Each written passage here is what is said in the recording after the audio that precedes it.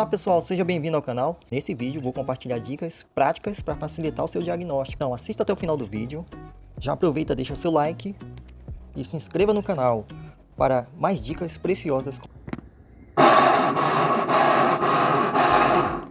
Se a sua máquina de lavar está fazendo um barulho estranho na centrifugação, como se estivesse raspando algo, o problema pode ser mais simples do que parece. Em muitos casos, o barulho ocorre devido ao desgaste ou falha no acoplamento da polia, peça responsável por transferir a força do motor para o tambor da lavadora. No caso específico que analisamos, os dentes estão desgastados, o que impedia que ela acoplasse corretamente, gerando aquele som de raspagem.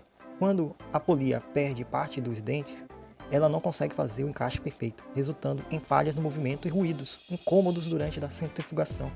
A solução é bem simples: substituir a polia desgastada, com isso o barulho desaparece e a máquina volta a funcionar de forma silenciosa, sem comprometer o desempenho no ciclo de centrifugação.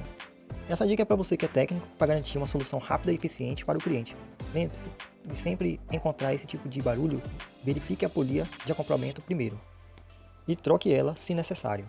Gostou dessas dicas? Então se inscreva no canal para mais conteúdo como este. E se você quer dar um passo além e conquistar mais clientes, aumentar seus ganhos e tornar um expert no conserto de máquina de lavar, eu tenho uma ótima notícia para você. Eu recomendo o curso que está aí na descrição do vídeo, que vai do zero ao avançado, com certificado válido em todo o território nacional. Você vai aprender tudo o que precisa para se destacar no mercado de trabalho, com aulas práticas e focadas no dia a dia do técnico.